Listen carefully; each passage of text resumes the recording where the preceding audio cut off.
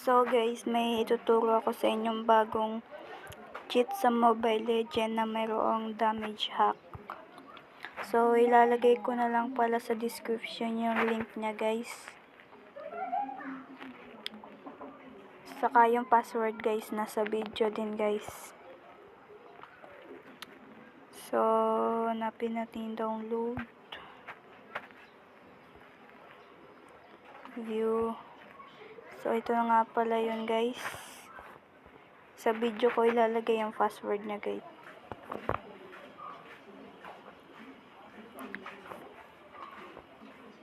Install.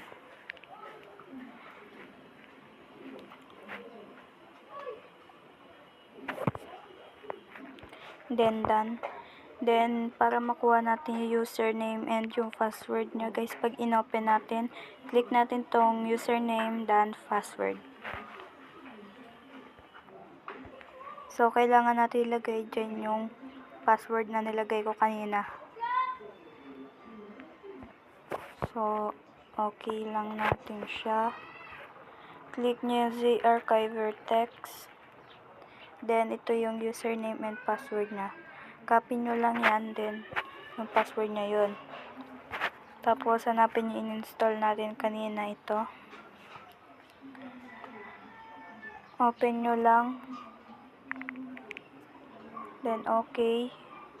Then lagay nyo dyan yung username. Tapos yung password niya is 12345. Tapos click nyo yung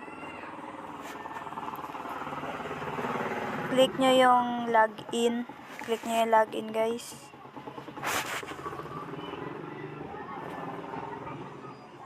So ito na siya guys. Ito siya.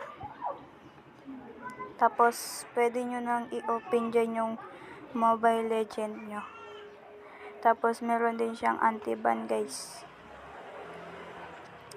So ilalagay ko na lang yung password niya guys.